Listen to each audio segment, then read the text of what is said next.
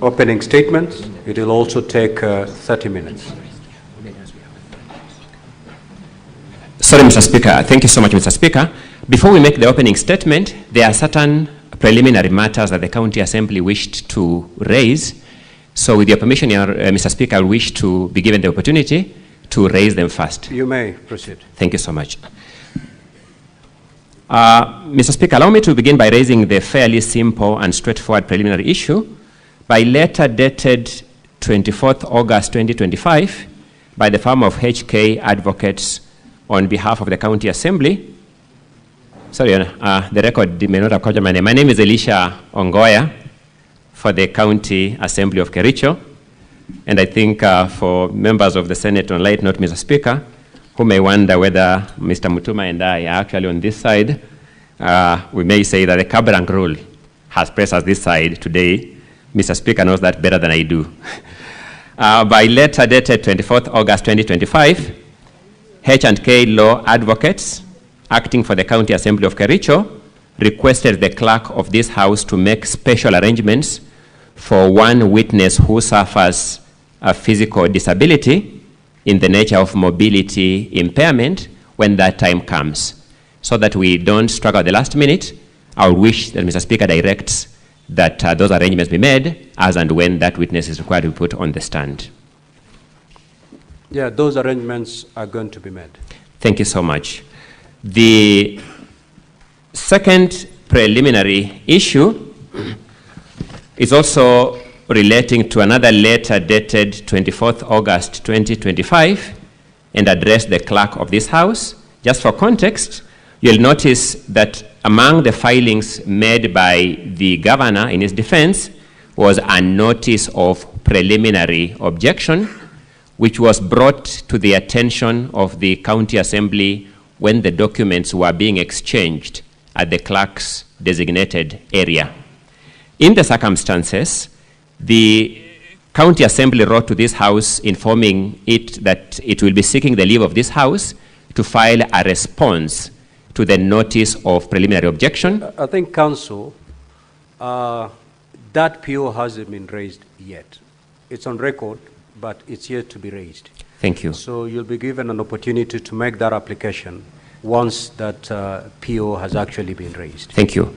Having said that, Mr. Speaker, the final is a set of documents that we also wish to be permitted to be circulated to the senators. I'll just lay a brief context for this.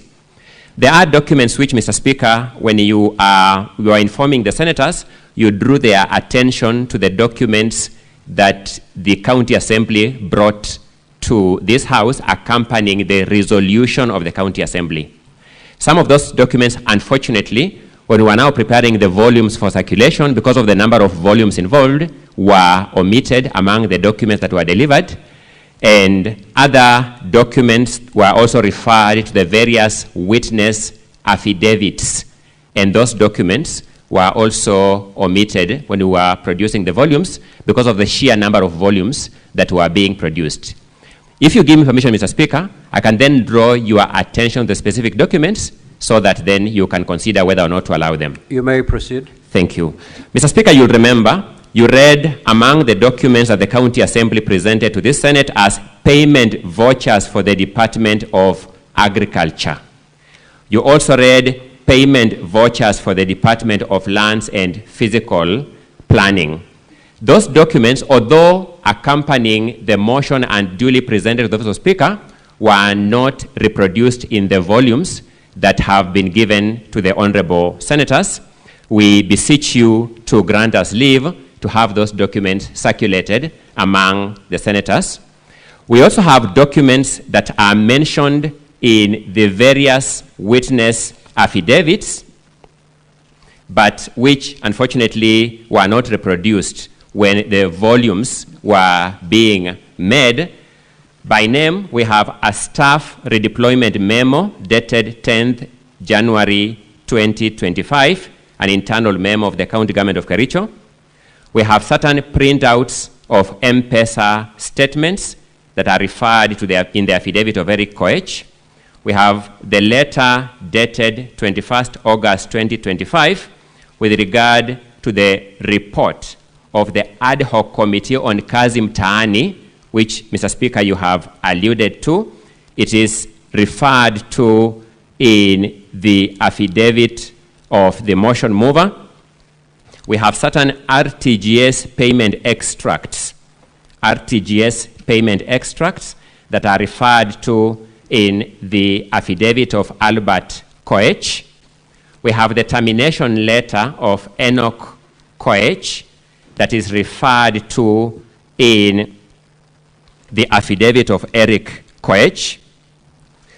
We have an invitation for a meeting with the Joint County Assembly Committee on Water and Sanitation and Environment and Forestry and Natural Resources and Minutes. The report of that committee, my apologies, the report of that committee is before this House, but only the invitation letter that was omitted in the course of the photocopying. Then we have bundles of invitation letters dated 18th July 2025 to appear before the ad hoc committee of the County Assembly of Kericho on fictitious payments. Again, the report of that committee is already before this House. So the only documents that were omitted were the invitation letters, which we seek that you permit to be presented to this House so that we have a complete record. Then finally, Mr. Speaker, we have certain photographs and an attendant certificate of electronic evidence. The photographs are referred to in the affidavit of Kiprotich Rogoni, and the certificate of electronic evidence is also in that affidavit, but unfortunately, in the course of mass production of the documents, they were omitted. Those documents, Mr. Speaker, we beseech you to allow the senators to have access to them so that we can have a comprehensive view of the situation. The other documents are the ones, as I alluded to earlier, relating to the answer to the PO. I would suspend dealing with those ones as director of the Speaker, and I'll deal with them as and when that PO becomes a relevant issue before this House. My learned colleague should draw my attention to something so that we don't waste time. I'll ask him just to present it to the Senate right away so that the Senate can make a decision. Thank you, Mr. Speaker, sir. For record purposes, my name is Elias Mutuma. I just wanted to confirm that the documents that my learned senior has alluded to have already been supplied to Council for the Governor through email yesterday, and physical copies were delivered this morning. Thank you. Council for the Governor, do you have any objections to that request?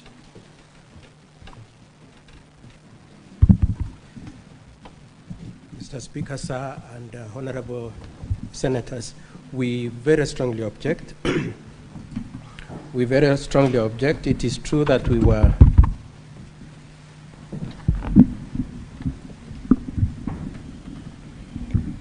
Mr. Speaker, sir, we strongly object to the attempt to introduce new evidence at this point.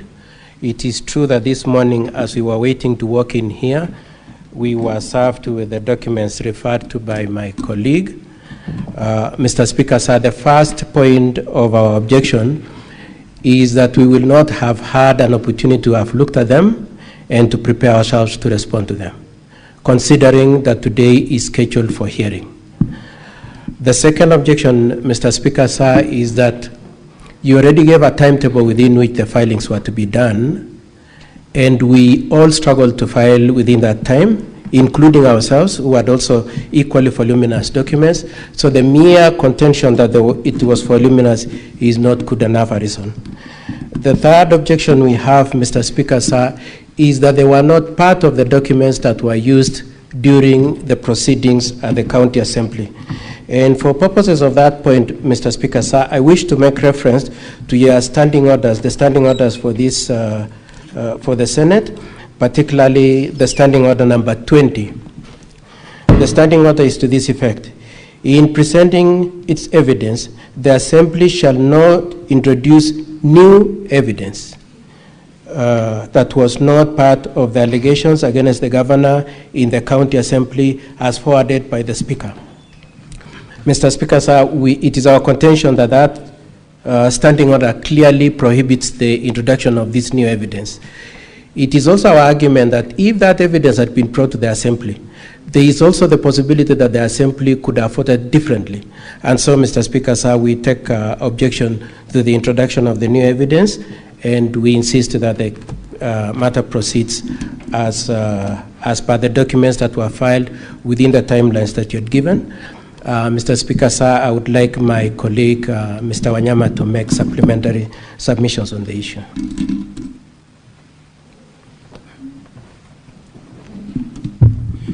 Mr. Speaker, sir, the Honorable Senators, just an additional remark.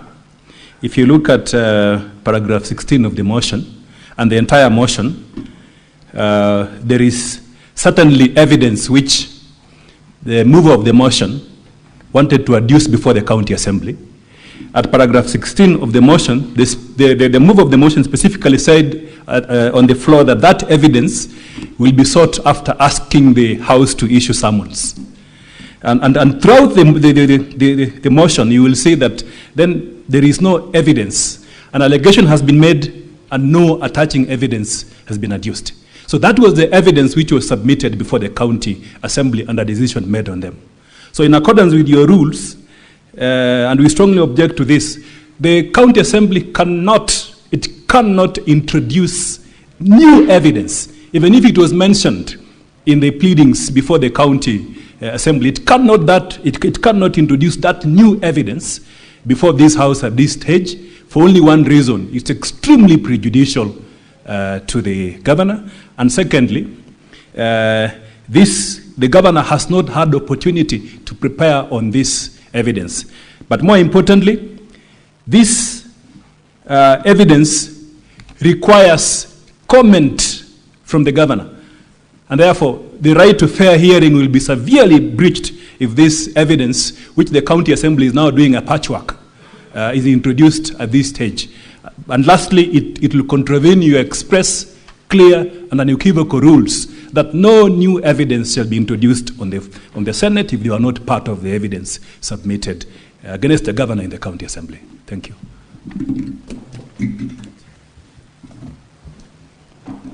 Mr. Speaker, may I have a brief right of reply? Council, let me just make a ruling on this matter. We make progress. Thank you, Mr. Speaker. We've had your position. We've had the governor's position. Now, if I had counsel for the County Assembly correctly, is that the evidence related to those documents is already in our bundles, the original bundles. These documents were omitted by mistake during the compiling of those bundles. They do not introduce any new evidence as is being submitted by the counsel for the governor. And therefore, pursuant to Rule 30 of the Rules of Procedure, I will allow those documents to be admitted. Counsel for the governor, you may take to the stand and make your opening statements. Mr. Speaker, sir, we had indicated that we are raising a preliminary objection. Although, allow me to make the observation, Mr. Speaker, sir, that much as you have made your ruling based on the premises that they were excluded, though they were part of the evidence, they were not part of the evidence, Mr. Speaker, sir. These are new documents that have never been part of this case. The nearest you could say is that they were referred to or they were alluded to in the charges, but they have never been part of the evidence. Mr. Speaker, sir, we filed a notice of intention to raise a preliminary objection, and the same was part of the filings we did within the timeline you gave us.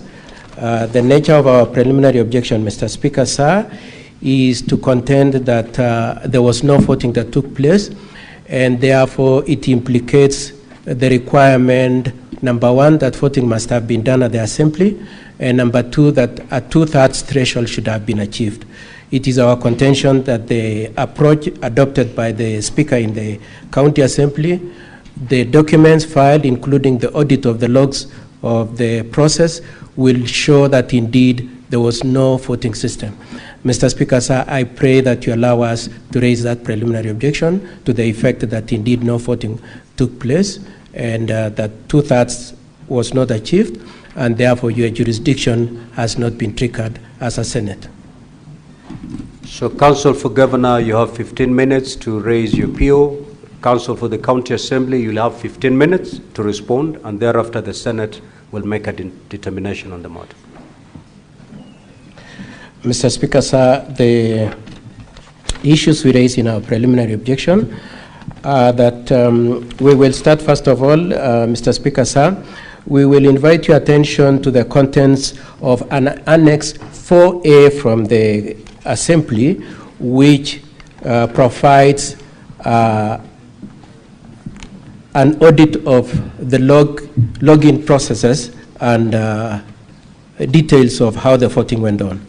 And Mr. Speaker, sir, that is contained in the affidavit by the IT expert at page 79 to 85, and also in the affidavit sworn by the clerk, page 95 to 93.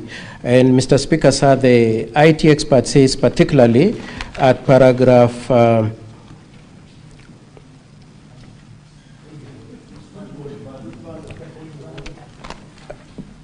it is volume 2. Volume 2. What is your issue, Senator for Nairobi? Volume 2 of the County Counsel for Assembly. Governor, just hold and pause the time for the Governor, please. Yes, Senator Sifuna. No, Speaker, we've been through this process many times, and these are experienced lawyers. Part of the thing they should do before they start is to introduce to the Senate their documents. You can't just refer to documents, and we have volumes upon volumes here. I would expect that Counsel for the Governor start by telling us what his documents look like, and then we can be able to go together. Other than that, you're just speaking to yourself. With respect, Counsel. Counsel for Governor, kindly be guided accordingly. My apologies, Honorable Senators. I'm referring to volume 2 of the County Assembly bundle, and I will be juxtaposing that with bundle Annex 4A, also from the County Assembly bundle.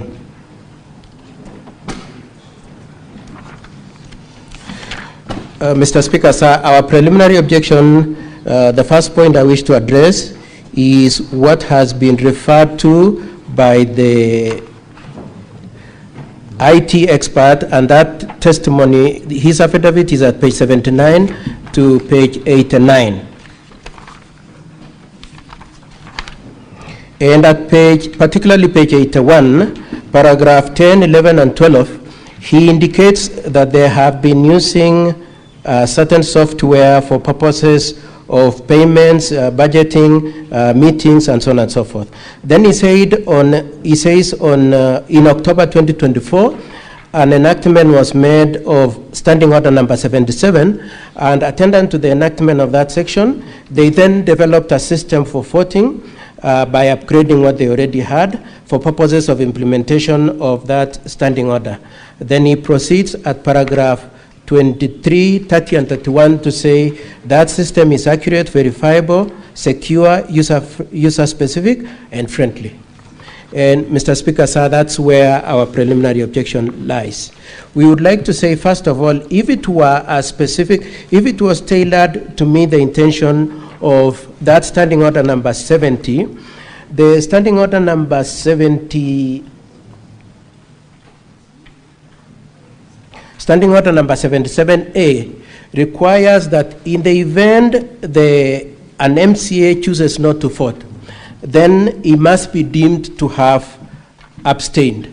Mr. Speaker, sir, when we look at volume 1 of the Governor's bundle at page 98 to 101, if we could look at that. The Governor's bundle, page 98 to 101 to 106. It is the bundle is pink in color. It will be noted that if indeed it was tailored to meet the intentions of Standing Order number 77, then it should also have complied with the detail of 77.8, which says that any MCA who has not voted should be reflected as having abstained. You will notice at page 98 that the votes reflected in that report says 33 voted and there was 0 abstain. However, when you juxtapose that, if we could go again to the volume 2 of the Assembly's bundle, you will find an affidavit by the clerk of the county assembly at page 90 to 93, and particularly at page 90, at paragraph 17 at page 93, the clerk is very specific that there were 47 MCS in the assembly on that date. Now, our case is that the 18 MCS did not vote at all, and we have produced those affidavits. And those affidavits of the 18 MCS I will provide in a minute. But let me just make this first point I was making, being that if the system that they say was tailored to meet the intention of Standing Order number 77, then 77.8 requiring that it should reflect abstention, then should have reflected 18 MCS abstained, or in the alternative, if it were to be the case which we contest, if it were to be the case that 33 voted, then it should have reflected that 14 of them abstained. And so that's our first attack on that pretense that there was any voting that happened. It is our contention that just a piece of paper was prepared. The second argument we make is that 18 MCS did not vote, and the maximum number of votes that that system should have reflected should have been 29 votes. And the affidavits that we have produced for purposes of supporting that proposition, Mr. Speaker, sir, are at page 117 to 120 of the governor's bundle. That is an MCA called Kiptegan. Then there is an MCA called Kibet Bozuben at page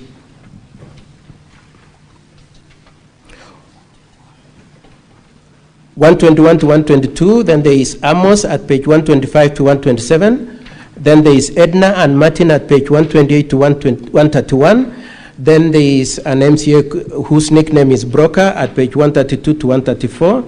Then there is an MCA called Gabriela at page 135 to 1. I was just struggling with the 15 minutes I was given, honorable senators. Then there is an affidavit sworn by one Gabriela, Honorable Gabriela at page 135 to 137, and an affidavit sworn by all the 18 jointly at page 113 to 116. In the same set of the documents, we have shown how they have already reported to the DCI for purposes of investigation of the impersonation of their votes. Mr. Speaker, sir, may I indicate that all the 18 MCAs are our witnesses, and we intend to call all of them, probably 17 or the 18. And Mr. Speaker, sir, and honorable senators, it is our contention that indeed, to the extent to which 18 of them did not vote, the representation that 33 MCAs voted is inaccurate. It should have been only 29 MCAs. Now, Mr. Speaker, sir, we have identified particularly 4 MCAs whose signatures, whose votes were fraudulently captured as having voted in favor of the impeachment. They have said they did not vote, and to the extent to which the report on the voting at page 98 to 106 in bundle 1 of the governor's report purports that the 4 of them voted is a forgery, Mr. Speaker, sir. The other issue which I want my learned friend to highlight is that it will be noted that there are individuals, based on the login audit that the county assembly has produced, that there were 3 MCAs who voted twice. That is Honorable Rogon Kiprotich, who is the mover of the motion. He voted twice. Not only is it reflected in the audit report, he also is on audio as telling one of the people he voted for that, please let me give you some money in exchange to you for indicating my having voted for you. The other one is Honorable Moses Rotich, who voted twice, and Honorable Beatrice Chepkoech. The other issue we wish to advance, Mr. Speaker, sir, and honorable senators, is the standing order enacted by the County Assembly itself, standing order number 77-4, which requires that when you implement the use of electronic voting, then the MCAs will be allowed, and I want to put emphasis on these two. One is to press, not only to press, but to press a button. And Mr. Speaker, so it should be a common ground between ourselves and my learned colleagues for the County Assembly that indeed there was no gadget which could be pressed and there was no button to be pressed. What they did is to send a link to the mobile phones and ask them to enter the link and do the voting. And we are saying, Mr. Speaker, sir, to the extent to which the standing order requires that you press a button, there was no device which could satisfy the requirement for electronic voting at that point in time, Mr. Speaker, sir. 4 minutes. Okay. Mr. Speaker, sir, we would also like to point out that the entry credentials, the affidavit sworn by the IT expert multiple times at page 79 to 83, to 85, is that there was a unique criteria to enter the portal. However, it will be noted, Mr. Speaker, sir, as my learned friend will demonstrate, that the identifiers were merely the payroll number and the ID number. And so anybody who knows the payroll number and the ID number could enter and vote. And indeed, as far as we are concerned, that's what happened. And that's why we are saying that this voting system is not accurate, verifiable, nor auditable. Mr. Speaker, sir, lastly, as I hand over to my learned friend, Mr. Wanyama, is to point out, Mr. Speaker, sir, that immediately after the voting, the site was pulled down. We are made to understand that in response to our having filed our objection, an attempt was made to set up the same link yesterday. But between the time of voting on 15th of August and yesterday and Monday, the site had been down. Mr. Speaker, sir, and honorable members, we contend that indeed this voting system does not satisfy the requirement that indeed a voting should have happened and that voting should have achieved 2/3 of the MCAs to warrant you are having to entertain and determine this preliminary objection. We pray that you decline to accept this motion into your House. Mr. Speaker, sir, I request for 5 minutes for my colleague, Mr. Wanyama.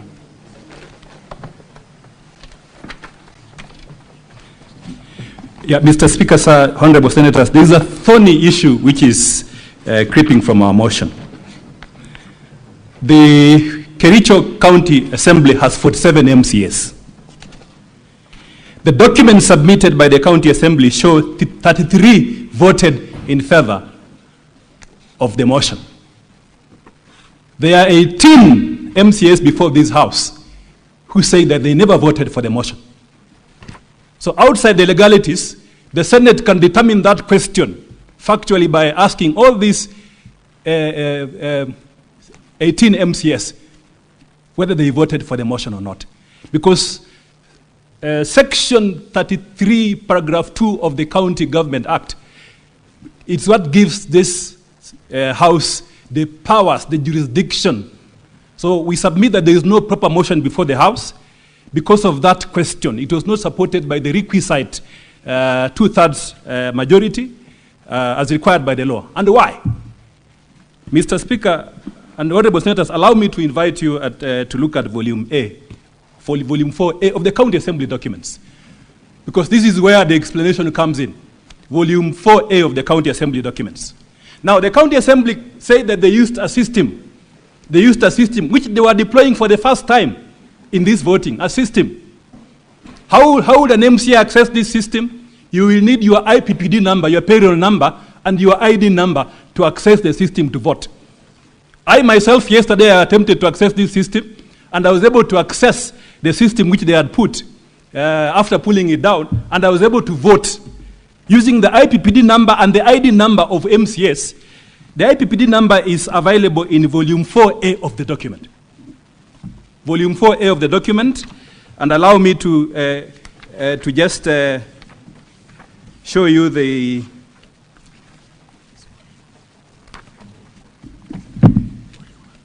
yes, the same document is at at volume, the governor's bundle at page 259.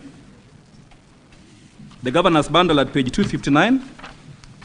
And then from the county assembly documents, that is page 1 of volume 4A, you will see the ID numbers of the MCS. These ID numbers were the passwords to access the system. The ID numbers were the passwords to access the system. So the ID numbers are here. They are there. Then the username is contained at page 4 of the county assembly document. Page 4 of the county assembly document, you will see the IPPD system. The unique payroll number of each MCA. So that is a system which was deployed. Now, this system fortunately leaves an audit trail. It leaves an audit trail. It's a system which, when you extract it, leaves an audit trail for you. So at page 13 of the county assembly document, their own documents which they've submitted in the House, page 13, you will see the audit trail. You will see the audit trail, whatever happened to that system, which you could access using your ID number and the IPPD number as an MCA, and anyone could access. And before I go to this audit trail, the persons who could access the system is the clerk, the MCS, and the IT personnel. So the system will tell you the whole story. So from this page 13 and from page 13 to page 14, page 13, 14, 15, you will see the audit trails. And allow me to show you this. This is very significant. Counsel for Governor, 2 minutes. Yes, yes. This audit trail will show that there are 3 MCAs who voted twice. And remember, this is from the county assembly's own document. 3 MCAs voted twice. Can I show you their IPPD numbers and their names? Yes. If you look at page 16 of the volume 4A,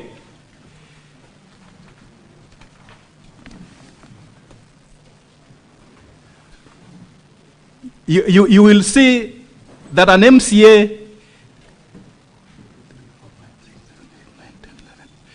at number 12 from the bottom, you will see the credentials of an MCA, the IPPD number, the payroll number of an MCA, which is 202-002-51726. These are the credentials based on the county assembly document, the IPPD payroll number, the credential of an MCA known as Moses Rotich. It says yes. The logs say he voted yes. Now, hold your page on that. On page 17 of the county assembly document,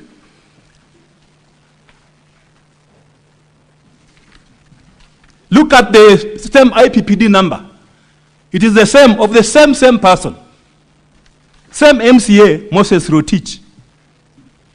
It is said he voted again, yes. So he voted twice in this system. That is page 17, the first entry on page 17. The first entry at the top there is the same entry. The same IPPD number of the MCA who is appearing on the call logs as having voted twice. That is, it appears at page 16 and page 17. Page 17, the first entry. The second MCA who voted twice is Beatrice Chepkemoi.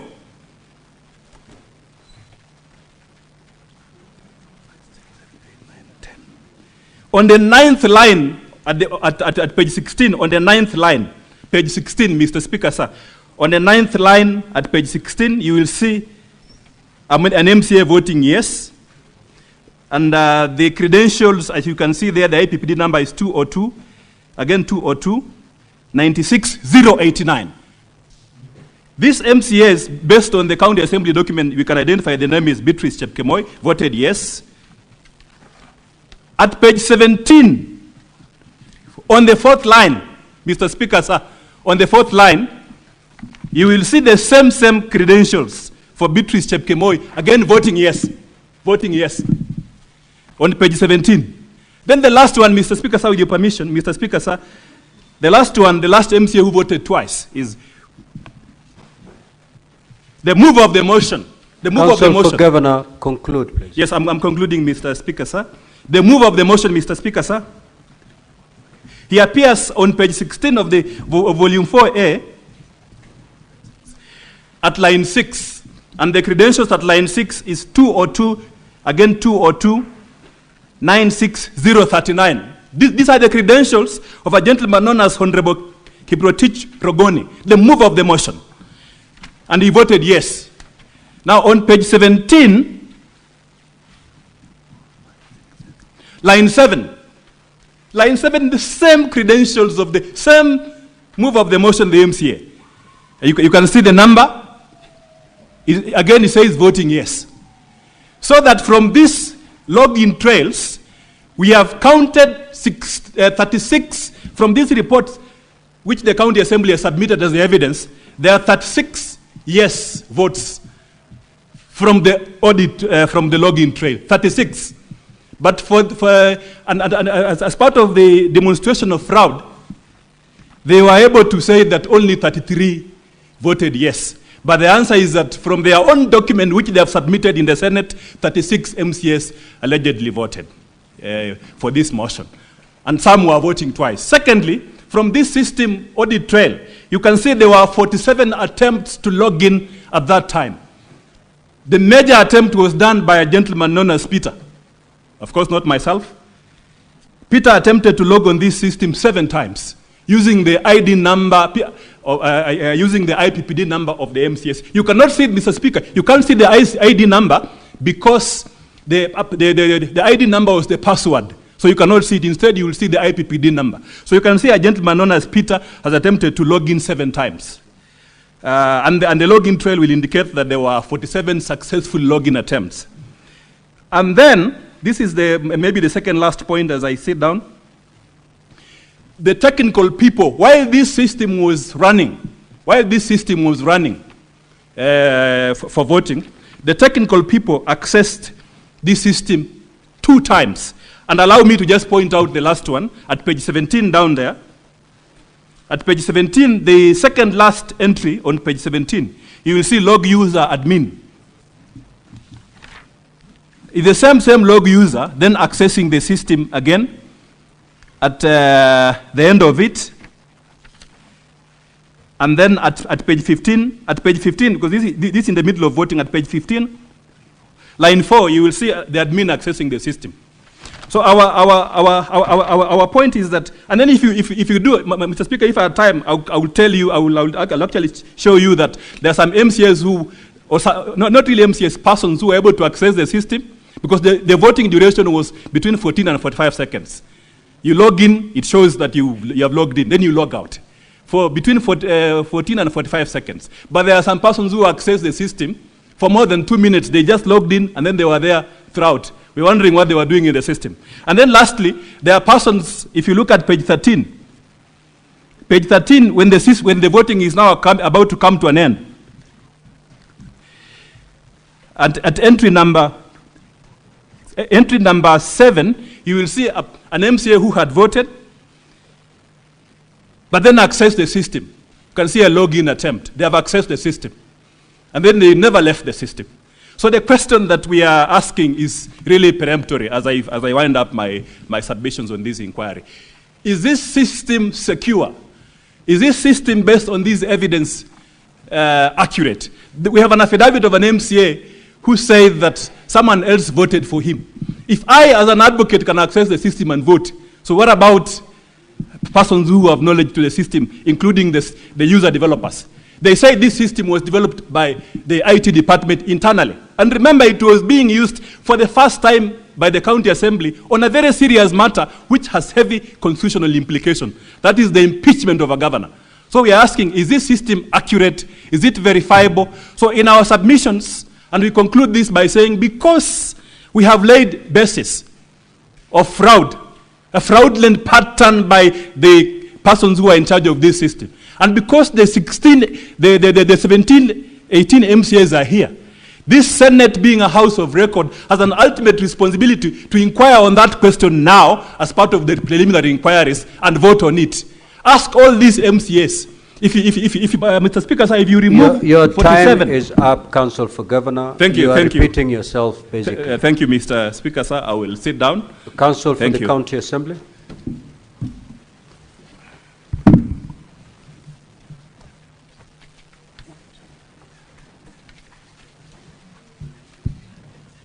Mr. Speaker, can I be heard? Mr. Speaker, can I be heard on the? Thank you. Mr. Speaker, my name is Elisha Ongoya. I beg to reply. For starters, in response to this notice of preliminary objection, the County Assembly has filed grounds of opposition named Volume 7. It's a small volume. If it has gone round just a short while ago. And an affidavit named Volume 7A, being the affidavit of Edna Chepkirui Tonui. I begin by begging, Mr. Speaker, that these documents be deemed to be validly on record. They are the documents I alluded to earlier.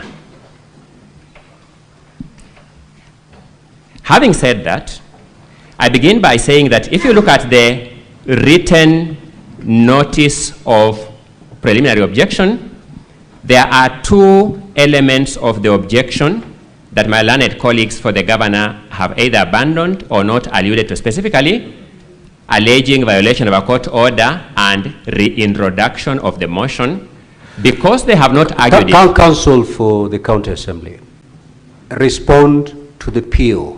Not the proposed PO. Thank you so much, Mr. Speaker. I'm comfortable with that. I'm comfortable with that. Thank you so much, Mr. Speaker. Having said that, allow me then to start with the issue that Mr. Wanyama, learned counsel, raised here by saying he personally logged into this system and voted. That qualifies him to be a witness who needs then to demonstrate to this House how he logged into this system and how he voted, and therefore be a proper subject of cross-examination. Anything short of that, Mr. Speaker, distinguished senators, is nothing more than mere sensationalism, and I beseech you to treat it as such. The second issue, Mr. Speaker, is on the allegation of the logs that you have just been taken through. And I wish to present just 1 minute. It's amazing how sensationalism can arise. But if you go to page number 13 of volume 4A of the County Assembly's documents, the audit logs run from page 13 all the way to page 17. And allow me to demonstrate why you cannot determine this objection on the grounds raised by my learned colleague, Mr. Wanyama, by referring to a decision of the High Court on a similar issue. This Senate impeached another governor called Governor Mike Sonko Mbuvi Gideon Kioko, and an issue of electronic voting arose in that matter. When that matter went into the High Court, there was a petition number A425 of 2020 that was considered by the High Court, and the judgment is publicly available on the National Council for Law Reporting. At paragraph 169 and 170 of that judgment, the three-judge bench of the High Court observed, and I quote, "The court is now left with two separate sets of affidavits that present contradictory positions. On the one hand, some MCAs aver that their login credentials were forged." Same thing you are hearing here. and that they never participated in the voting process on 3rd December 2020, and even went to the extent of making a report at Kwale police station. Same argument you will hear here. On the other hand, 20 of the same 39 MCAs swore affidavits for the governor. 20 of them swore fresh affidavits on 4th December 2020, stating that they willingly voted on 3rd December 2020. You will find the same scenario in this case before you. Same scenario. The Hansard, this is the High Court saying, which is the official record of the County Assembly, shows that 90 MCAs voted in respect to Honorable Ogada's motion. In view of the contradictory averments by some of the MCAs who are alleged to have been in Kwale, coupled with the lack of any expert evidence in support of the alleged hacking. Let me stop there by demonstrating that Mr. Wanyama is a lawyer like me. He's no expert in ICT. He will not guide you on the functionality of ICT. Coupled with lack of evidence to support the alleged hacking, we find the petitioners did not establish that the 2/3 statutory requirement for the impeachment of the governor was not met. Having said that, let me go to the logs at page 13 to page 17. These are logs in a system, in an ICT system, and yet what you have before you is a printout of those logs. It means one must copy the logs, then print them out. That's the only way we can present the evidence of the logs here. Otherwise, this ICT expert has put the link in his affidavit, and when he takes the witness stand, when the trial starts, he will demonstrate to you how this system works, and you will see the logs themselves. But to give you a printout, which is a requirement of the rules of procedure, one has to copy the logs and put them here. And therefore, if the logs are copied twice, it does not mean that somebody voted twice. Allow me to take you through the exact entries that my learned colleague, Mr. Wanyama, has alluded to. At page 16 is a log called at 15th of August 2025 at 19:25:29 hours, 7:15 p.m. and 29 seconds.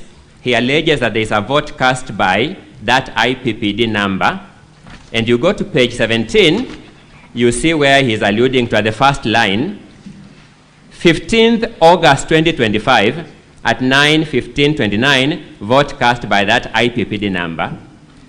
Let's look at the next log. The next log, 15 August 2015, 19:15:26. Let's go to the corresponding log on the following page, 17, 15th August 2025, 19:15:26. The same hour, the same minute, the same second. Go to the third entry, senators. This is 19:15:23. Then you got the following log, 19:15:23. Failed log. You see the same entries of the same IPPD number by the same person at the same hour, same minute, same second. This is a product of the copying of the logs for purposes of printing. It is not the logs in the system. It's how when you copy the log to print, you can copy twice. The results of this election, which my learned calls are at pages 21 to page 26 of volume 4A. My apologies, not 26, 28.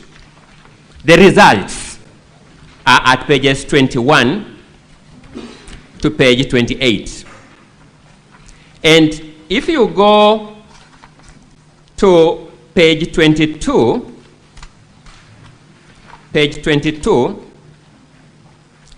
at the second box from the bottom, that is Honorable Chepkemoi Beatrice, you notice she voted yes at 19:15:19,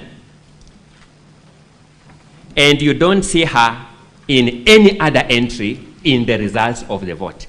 These are the results of the vote. This is what the speaker declared. You run from page 21 to page 28. you will see every senator, sorry, my apologies, every MCA who voted yes captured once. I juxtapose this data, and possibly, Mr. Speaker, when the members will be contributing, fortunately for us, this Senate is a crucible of talent. There are multiplicity of talent here, and there are ICT experts among you. They will demonstrate very clearly that you can't take a copying of the logs to print when it's copied twice, say therefore somebody voted twice.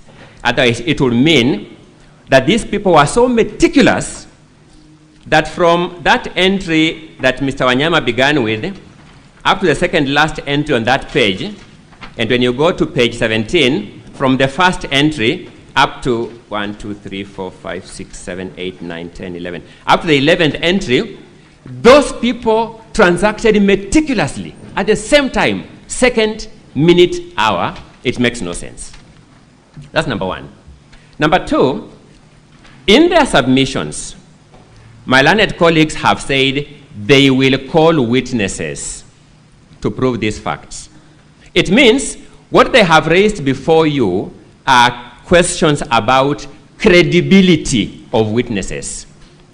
The forum for testing credibility of witnesses is in the trial itself, so that this ICT expert will take the stand, take you through the procedure, take you through these logs and field questions, and then you'll be able to test the credibility. And that will be the case for any other person, including members of the county assembly. I'm making out a case that what has been urged before you is not a preliminary objection by any stretch of imagination of that word preliminary objection. These are contentious, convoluted matters of law, which even you have seen. My learned colleague, Mr. Wanyama, wishes to convert himself into a witness and also tell you how he participated in this voting process himself. We have no problem with that, senators. If my learned colleague, Mr. Wanyama, wishes to take the witness stand and adduce that evidence, we have been here long enough to demonstrate that we deal with that in cross-examination. It is the only tool known to law for testing veracity of evidence. Allow me then to go to the standing orders.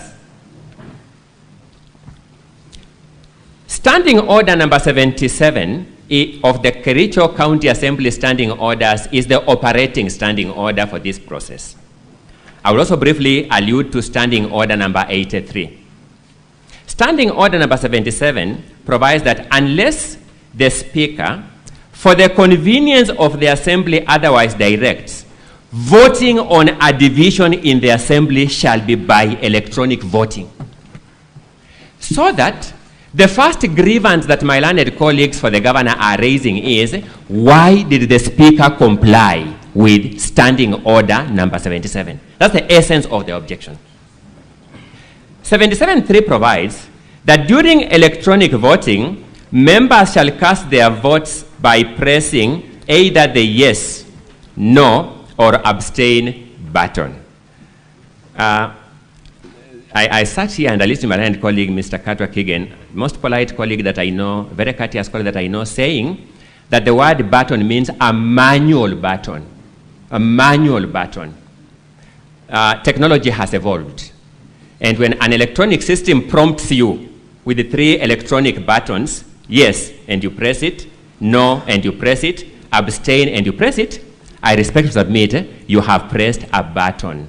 So partly, again, this objection was based on a very manual understanding of the word button. And I don't know how much more I can say about that, but I think, Mr. Speaker, senators, that's the best I can do. To say that because Kericho County Assembly has technologically advanced, that people can press electronic buttons as we do with our M-Pesa smartphones, we admit yes or no or cancel without pressing a manual button, or as we do in our ATM machines. The ATM machine prompts you. You select bank statement, select withdrawal, select electronically on the screen. To say that because Kericho County Assembly is at pace with that technology, we must therefore fault it. It will be a sad day in the history of governance of this country if we reached that verdict. So, senators, you have been told that certain MCAs have sworn affidavits distancing themselves from the vote.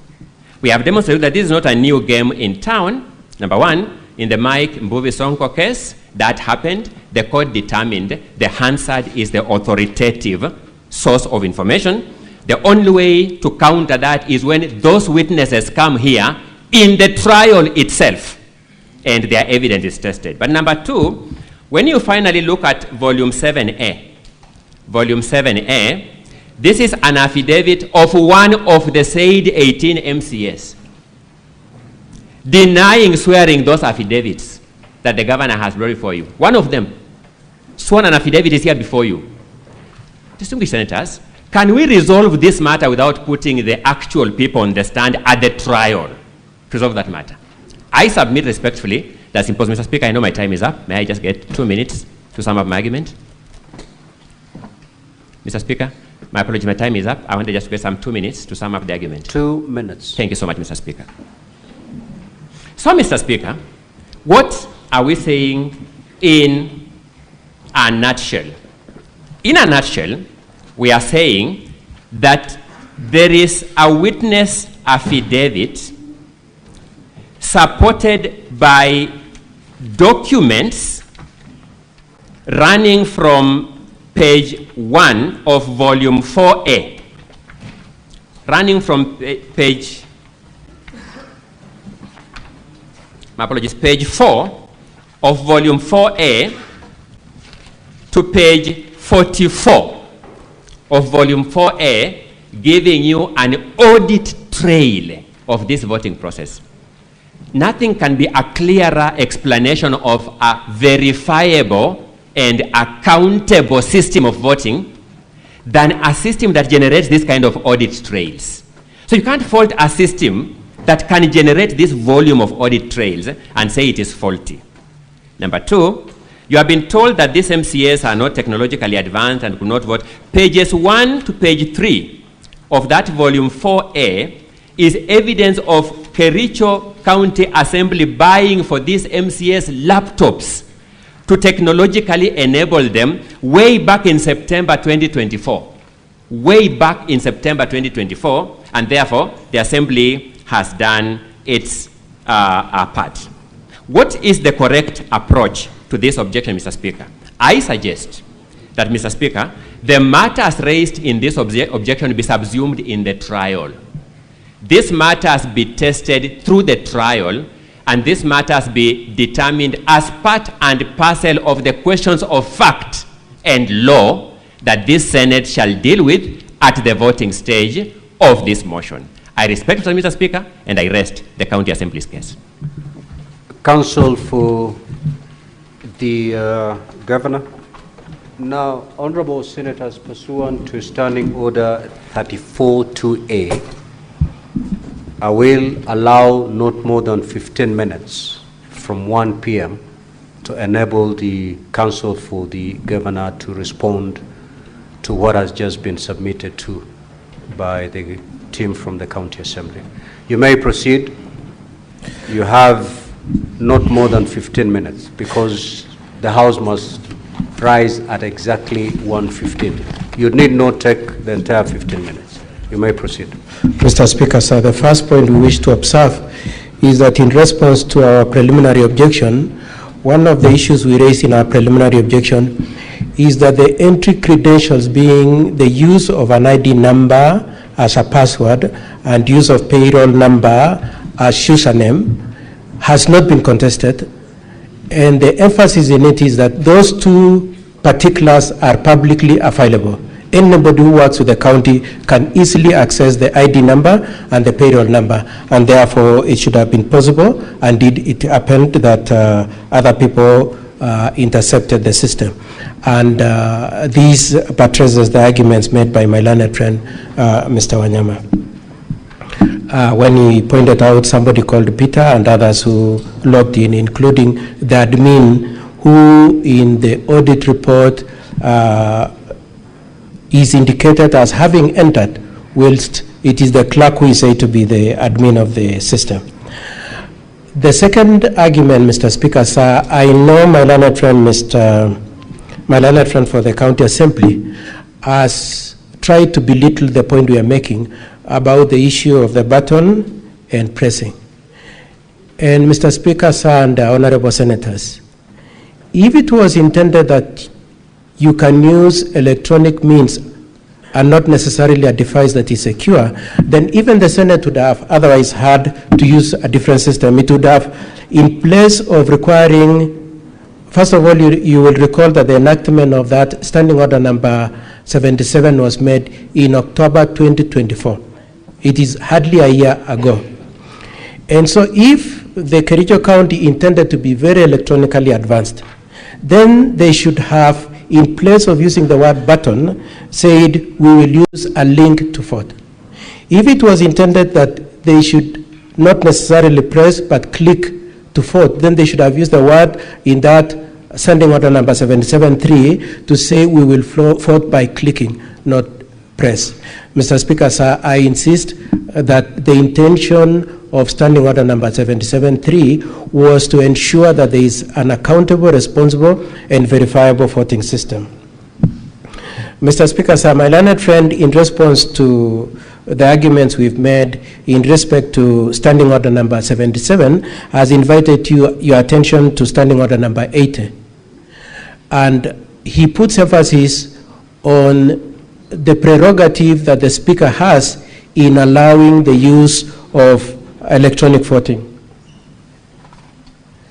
In reaction to his invite to you to make reference to Standing Order number 80, we would like to invite you to the Standing Order that is immediate before the one he has referred to, Standing Order number 80, being Standing Order number 79, which says that if MCAs insist that they want to vote by roll call, then the Speaker has no choice, provided there is somebody who has objected and is supported by more than 5 people, is supported by up to 5 people. In this case, Mr. Speaker, sir, we have invited your attention to the fact that there were 18 people who are opposed to this style of voting and wanted a roll call voting. For that reason, Mr. Speaker, sir, it is our argument that the only reason why the Speaker defied the provisions of Standing Order number 79 is because there was intention to fraudulently misrepresent the votes that were cast by the MCS.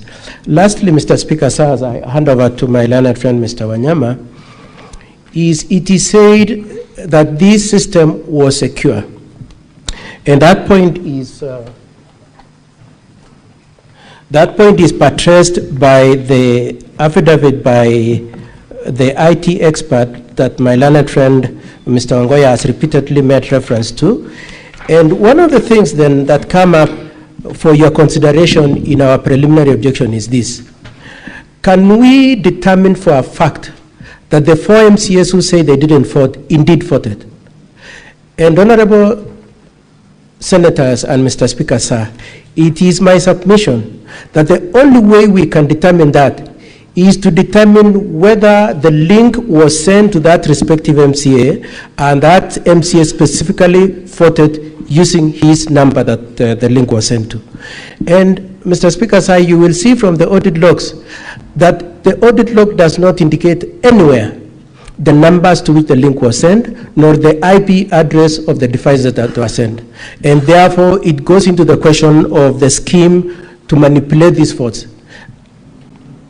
The inverse of that, and the only way that the county could possibly say that they have an absolute answer to the question of whether or not the votes were manipulated, is if they could demonstrate that indeed the link was sent to an individual and that the IP address of that phone gadget was the one that cast those votes. Mr. Speaker, sir, to the extent that the audit report brought to you avoids by design to give you that information, Mr. Speaker, sir, we say creates a doubt in your mind. In closing my part of my submission as I hand over to my learned friend, Mr. Speaker, sir, this is our argument, that indeed there was no voting and therefore the threshold of 2/3 was not achieved. But as a writer to that argument, Mr. Speaker, sir, and the honorable senators, it is our argument that even if, as my learned friend says, there is a possibility that this system was okay, if there is doubt in your minds that indeed this system might not have been foolproof, if there is doubt, that is enough reason for you to decline entertaining and determining this motion. For all those reasons, Mr. Speaker, sir, and honorable senators, we pray that you reject this motion on the basis that you are not satisfied that indeed there was a motion that was properly considered, that it was properly voted for, and that the purport that there were 33 MCAs supporting the motion has been achieved. That's all, Mr. Speaker, sir.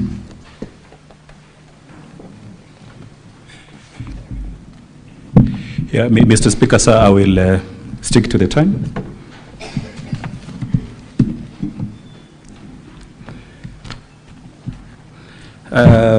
Just in quick rebuttal, I would like to invite the honorable senators to look at the governor's response at page 113. My colleague, Mr. Ngoya, talked about one MCA. That's the governor's response, page 113. The governor's response, volume 1, at page 113. The governor's response, volume 1, at page 113, because ultimately for the Senate to determine that the motion is properly before it, it must be satisfied on the threshold. From the 47 MCAs in the county assembly, at least the threshold requires that 32 of them vote in favor of the impeachment motion. Now, at page 113, it is true what Mr. Ongoya has said, that one MCA has sworn an affidavit. Principally, they jumped ship, swore an affidavit saying that they didn't meant what they said. But there are 17 other MCAs who have evidence in support of the PO at page 113. 17 MCAs. Ultimately, this is a process that follows the law.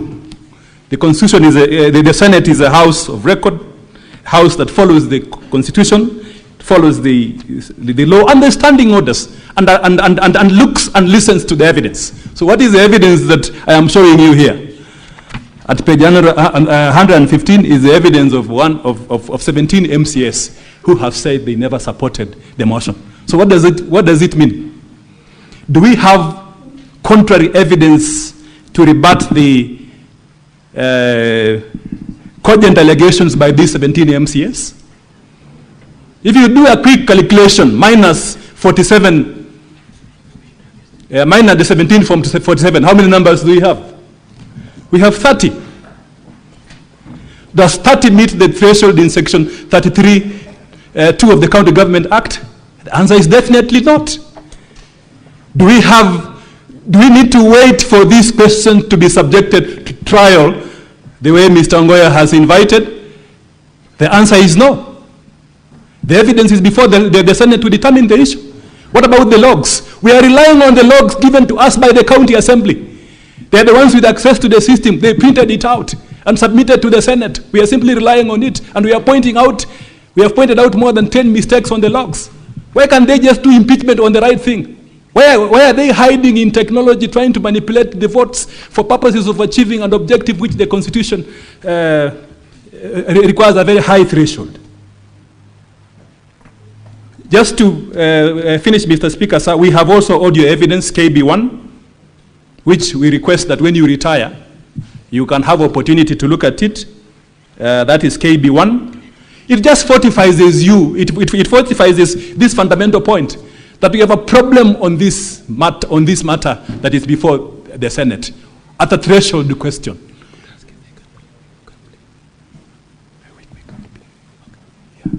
One of my colleagues, Mr. Speaker, sir, asking if we can play the audio. We have time for the audio. With your permission, can we play it? Proceed. You have 2 minutes to do that. The Senate will rise at exactly 1:15. Yes, we are requesting that KB1 be played. Sorry. Mr. Speaker, subject to your guidance, I'm just wondering whether introduction of new evidence in this matter, I'll be able to respond to it, because that's now new evidence. It is part of the bundle. Yes. It's part of the evidence that is already on record. Because we can't comment on it once they have played it, but we could have commented on it, Mr. Speaker. If they had played it earlier, then we can comment in our response. Just proceed and play the video. Yes, Mr. Speaker, so we request for the KB1 to be played by the ICT staff.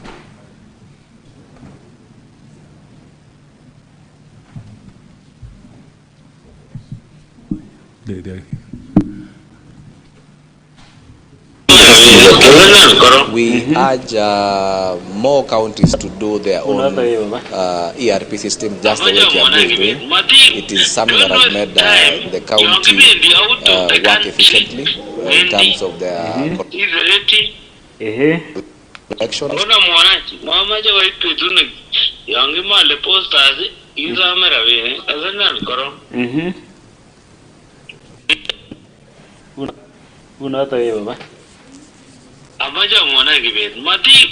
Don't waste time. You're giving the out of the country, Wendy. Your Honor, the screens, Mr. Speaker said the screens are off. There was a transcript. Yeah. Don't waste time. You're giving the out of the country, Wendy. Is ready. Ona mwanachi, mamaja wa ipi tune, yangi male posters, iza merawe, azana nkoro. Kifutani enyina bread, sign affidavit ko, prone agi bet. In fact, oda muja demone, 200,000, agi wekabiza. Oja wakso. Imaje, anaiwendi. Jaba kaki muta bidati, agi biru baga Dubai. Bari kiwo lawa fori na mugimo. Dubai muti, mache kani ma muje cho. Ami resab kabisa, kimi yak lawa kyukwe. Mache ngero yawe. Na ma cho. Wale si. Kaza ngibe. Na mora. Oya jabiru kura otiana. Wo biru angure? I'm using it because of you. Hey, pata kura anda nyone? Yeah? I don't go in to governors. Hey? Deny it. Yeah? Yeah. Come on, yeah, thank you, bro. Come on, Lini. Do it. You are defending a governor, the give Sarta. Cha. Isn't it the other? Yeah, Jawi, we have that. I don't believe it. The movie did not give it this Javlang. We get to go on very job. I give us when I the Kabir. Time is up. Yes, Mr. Speaker, sir. Thank you. I'm afraid thank you very much for transact beyond 1:15. Thank you very much, Mr. Speaker, sir. Now, Honorable Senate, just take a seat. Take a seat. Take a seat. I will deliver my ruling at exactly 2:30 today on the matters that have been raised. Senate, arise. Honorable Senators, it is now 1:15 p.m. time to adjourn the Senate. The Senate therefore stands adjourned until today, Wednesday, 27th of August 2025 at 2:30 p.m.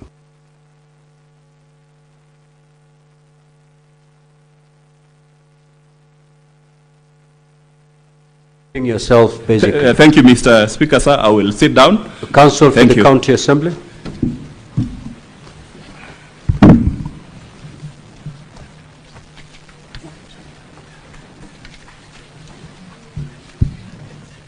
Mr. Speaker, can I be heard? Mr. Speaker, can I be heard on the